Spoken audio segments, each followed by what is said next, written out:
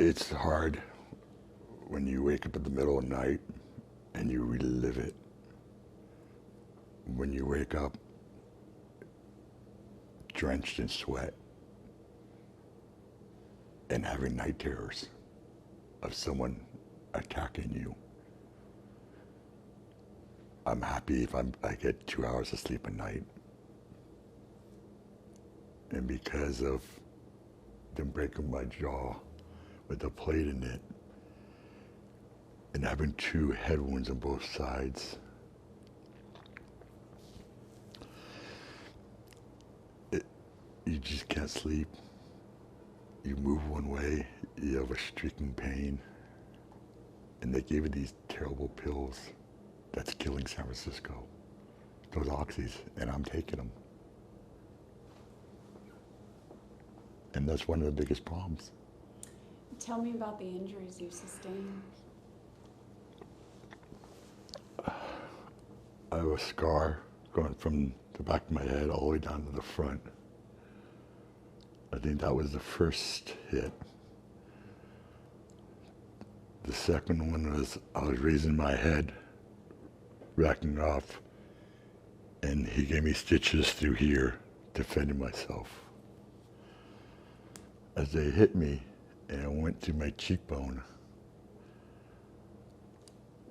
they had to do 5 layers of stitches for hours through a plastic surgeon to heal that.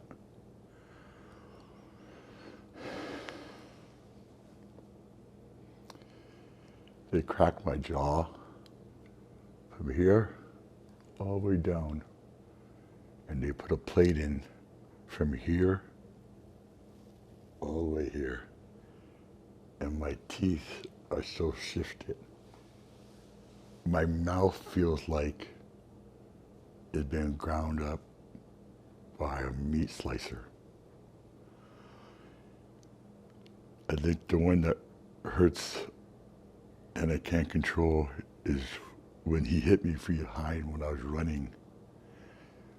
My understanding, I never saw it, but it was a spike. And it went through here, through my head, my skull, into my brain. So it's hard to regulate the pain because the bone pain is so awful. Even with oxys, it doesn't mask it enough. The drugs I'm not good on, and they're just so strong. So it's hard to sleep. So when you get an hour and a half during the day, throughout the day, you just never know if you're coming or going. And a lot of times, I don't know what day it is. I have short-term memory loss. Even tonight, I thought you were coming at 5, but they said 6. A lot of times I just don't have the ability to remember that. Very disorienting. So today the development was that you learned from the district attorney's office that the charges would be dropped against the suspect. What is your reaction to that? It's sad. My city is in chaos. My mom and dad live next door. My family came here in 1902. The house my great-grandfather built in the 1940s, they live in. I built this in 2010, and they're driving out all the locals and everyone that pays taxes. And I'm not mad at the police department or anyone like that. Why? Because their hands are tied. The people, the politicians, and the people that make the rules and regulations have to be held accountable. And to clarify, when you say they're driving out, who's the they you're referring to? The locals, the people that built San Francisco. I mean, but who's doing the driving? Who's they? The government. the people that can't prosecute. Are you upset at the DA's office? Their heads are tied. It's coming from up top. City doesn't do nothing unless someone tells them to do it. Just like the police. The police hands are tied. I grew up with tons of firemen and police officers. And they have told me they're not allowed to do anything. It breaks my heart. So you're saying this goes above Brooke Jenkins' office, as in the mayor? I'm not a politician. I was a fire commissioner, but something needs to change. The city is burning. And now you have the National Guard coming in. And I was just informed by my attorneys, they'll be prosecuting me for having pepper spray for defense. They said they'll be bringing charges against me. What's your reaction to that? It's sad. My daughter carries spray. All her friends carry spray. What happens if it was one of them? When you have animals in the street saying they're gonna rape your daughter and kill your mother, and you have nothing to do or help, and when you call for help, 911, and that's your savior, and they don't show up, what do you do? So can you take us back? Sorry. Can you take us back to the day this happened? We heard that there were multiple calls made by you and your mom about these three individuals outside her house.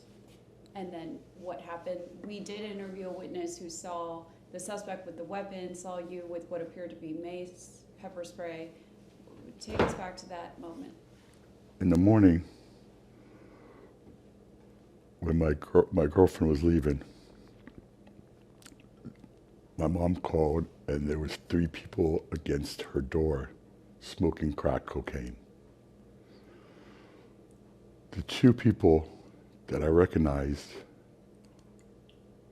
we've been having problems with him on this block, in the neighborhood, for months after months. We've called 911 on them. Fighting, break-ins. My parents couldn't even leave their house because they were blocking the front of their house. My mom just finished breast cancer. I'm their caregiver. My dad is sick. And they can't even go out. And they won't even go out after 5 o'clock because they're basically scared. And it's 2 of the 3, so not all 3. There were 3 there. So Nathan, Ashley, and I don't know Garrett. their names. Yeah. I've heard. I apologize. That's okay. I don't remember everything. But they're familiar to you. Yes, we've had confrontation with them on a regular basis over multiple months, and it's hard when you call for help and help never comes. So that day you called?